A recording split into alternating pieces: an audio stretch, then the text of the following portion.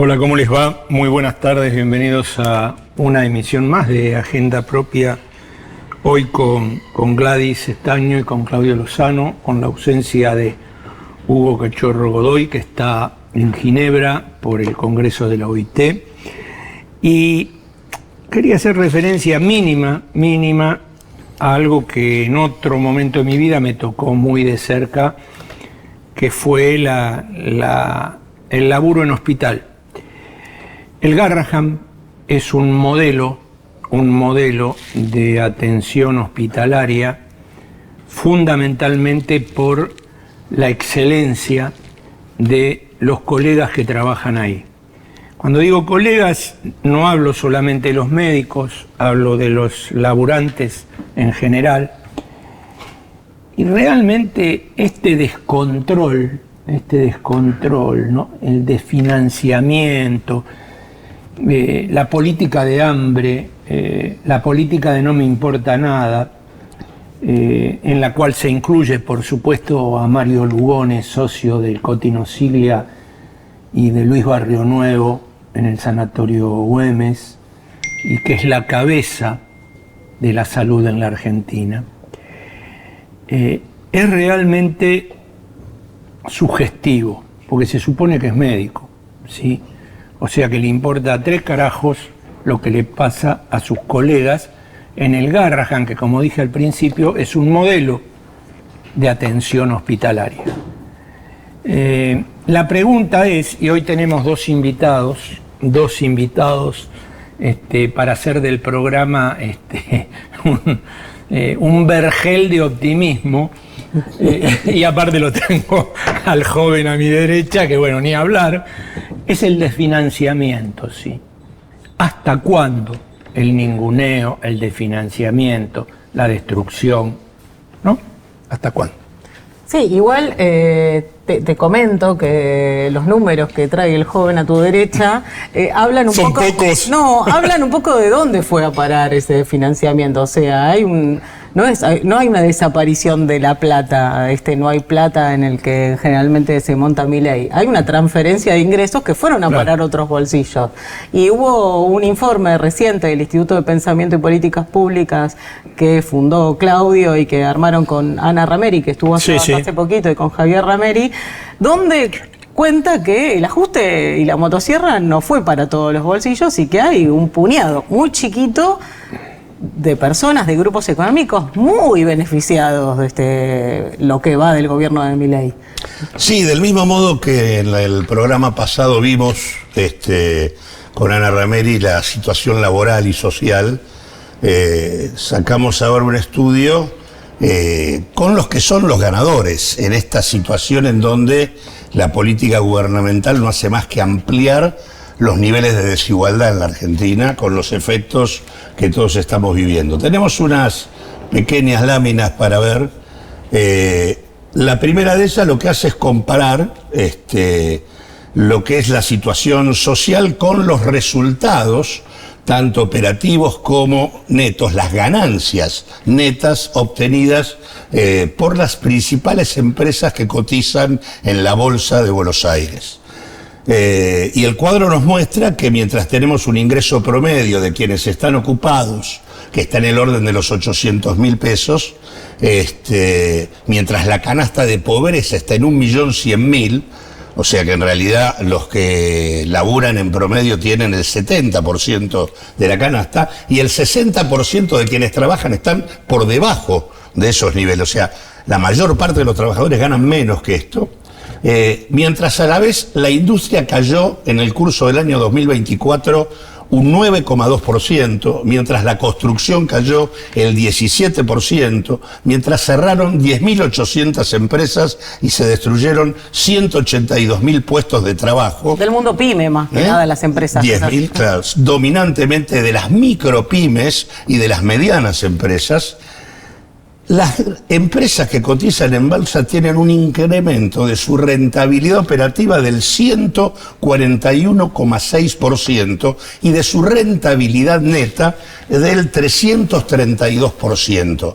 La diferencia entre las ganancias operativas y las netas es que lo que realizan con su operación específica, luego lo juegan en la timba financiera y multiplican las ganancias que obtienen. Por eso hay un aumento en la ganancia operativa del 140% y después multiplican por arriba del 300% las ganancias netas. Perdón, no, en el informe que yo leí exhaustivamente, ustedes separaban en 4, si no recuerdo más, grandes grupos, ¿no? Las empresas. En realidad, la segunda lámina que tenemos para ver nos muestra los sectores. Los sectores más rentables, porque digo, cuando uno dice aumentan las ganancias netas más de 300%, pero eso es un promedio. Resulta que en el sector minero, estamos en aumento de las ganancias del 1.487%, en alimentos y bebidas aumentos del 796%, en energía aumentos del 600%, en telecomunicaciones del casi el 500%, en el sector de laboratorios y farmacia el 318%. Si vamos a la lámina número 3, las empresas más rentables, uno encuentra ya Loma Negra, por ejemplo, 1.487% de incremento en sus ganancias netas. Perdón, pero está parada la obra. Loma Negra no es la principal cementera del país. Exactamente. ¿Cómo hizo para ganar periodo tanto? de que ganó Es el aumento en el 2024. ¿Y cómo ganó tanto? Por Dios. Bueno, por eso digo, sus ganancias operativas las transforman luego en base de acumulación en el circuito financiero. Timba. En el carry trade que siempre, o en la bicicleta que siempre señalamos, aumentan sus ganancias. Pero es interesante ver, por ejemplo, el caso de Tecpetrol, que está en esta lámina. Tecpetrol es del grupo Techin. Techin conduce YPF, ¿no? En esta misma lámina se observa que YPF tuvo un aumento de las ganancias del 238%, pero Techin, a través de Tecpetrol, en el mismo sector que YPF, tiene un aumento del 1026%. O sea que se ve que presidir YPF le permite al grupo Techin multiplicar sus ganancias muy por encima de lo que tiene la petrolera estatal. O por ejemplo el grupo Mastelone, que es el gran productor lácteo de la Argentina, en un contexto donde el consumo de leche cayó un 17-18% en el año. Mastelone muestra un incremento del 513% de sus ganancias netas, ¿no? Por supuesto también tiene unas ganancias del 230% Mirgor, de la familia Caputo, y así sucesivamente, como para que quede claro que la ampliación de la desigualdad es lo que reina y es el resultado concreto de las políticas que se llevan adelante acá. Perdón, y mencionaste alimenticias en un contexto de caída del consumo vertiginoso, sobre todo en alimentos, de aumento de los precios de los alimentos que vuelve inaccesible para una gran parte de la población los insumos de la canasta básica, de aumento de ganancias de una cementera cuando cae la obra pública. Claramente, como los grupos económicos se desprendieron sus ganancias de su productividad. Tienen un conjunto de posibilidades que les permiten independizarse de la evolución que la actividad económica tiene. Por eso mencionamos caída de los ingresos, caída de la industria, caída de la construcción, cierre de pequeñas empresas, destrucción de puestos de trabajo e incremento de ganancias netas de estos sectores, que en la cuarta lámina nos muestra que estas empresas, el panel que nosotros seguimos en la bolsa, son 31 empresas que son las que tienen la mayor parte de la facturación, pertenecen a 22 grupos económicos, a 8 empresas multinacionales y a una asociación entre 2 empresas, una extranjera y una local, una es Techin y otra es Ernequian. Esas son las 31 empresas, 21 son de capital local, 8 son de capital extranjero y 2 empresas son de YPF, o sea, estatales. Pero en realidad, en la bolsa, lo que tenemos es un peso dominante de las empresas locales, porque las empresas extranjeras no necesariamente cotizan en la bolsa de Buenos Aires, sino que cotizan en la bolsa de Nueva York. Ahora, la gente come menos o no come, y Mastelone aumenta un 500%. Exactamente, claro, eso es lo que hay que observar, también, porque ¿no? lo que ellos combinan es el manejo oligopólico del mercado, la capacidad de fijar precios que les permiten, aunque sea una mínima rentabilidad, y con eso que absorben como liquidez, juegan luego en el circuito financiero. Entonces, incluso Mastelone puede tener incluso una ganancia, una pérdida operativa, que transforma luego en ganancia por la vía financiera. O sea, pueden aguantar este tipo de situaciones de deterioro del mercado interno por poder recurrir a otros mecanismos. Lo interesante es observar que estas empresas tienen del otro lado, y vamos a la otra lámina, tienen que ver con quiénes son sus accionistas y propietarios, que son los principales multimillonarios de la Argentina.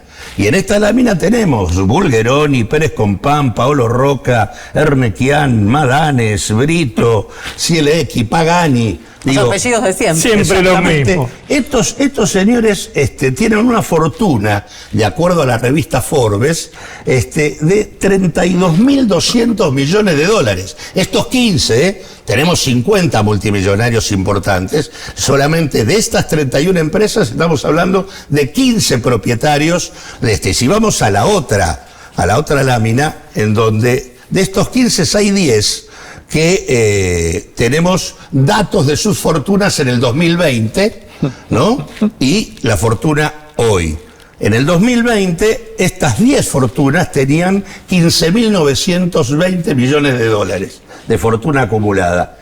En el 2024 tienen 23.550 millones de dólares.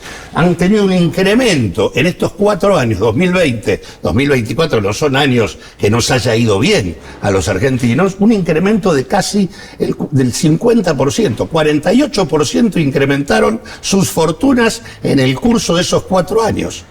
Obviamente, si sumamos las 50 fortunas, pasaron de 48.000 millones en el 2020, 46.500 millones de dólares en el 2020, a 78.000 millones de dólares. Son los 50 multimillonarios más importantes de la Argentina, un crecimiento del 68% de su fortuna mientras el país se desmorona. Perdón, no es que hagan negocios afuera, no es que desprendieron sus destinos del destino del país porque también hacen negocios buena afuera. parte de la guita afuera es de ellos. Claro, Pero la mayor parte construida. Los dólares del colchón, claro, no la tienen. El colchón externo, Sí, el colchón claro. lo tienen afuera. Pero obtenido acá. Obtenido acá, por Claro. supuesto, a expensas nuestras. Así que algunas cosas que hacer para hacer el Estado más eficiente, como dice Cristina, más eficiente es disciplinar a estas clases dominantes para que tengan la necesidad de comportarse en términos de un proceso de integración social. O sea, el Estado tiene que poder cobrarle impuestos, tiene que poder evitar que se lleven la guita como se la llevan, tiene que establecer un funcionamiento económico y social de otra naturaleza. Si no se puede disciplinar a las clases dominantes, no hay posibilidad de construir un país diferente. A mí, desde muy chiquito, mi viejo anarquista me dijo que los Reyes Magos no existían. Los Reyes Magos no existen, nadie va a regalarte nada. Claro. Depende de la sociedad argentina. Menos estos ellos. tipos. Exactamente. Vamos, no existen los Reyes Magos. ¿Usted cree en los Reyes Magos? No. Me voy a reservar la opinión. Bien, vamos a una tanda y a la vuelta la primera invitada de Agenda Propia.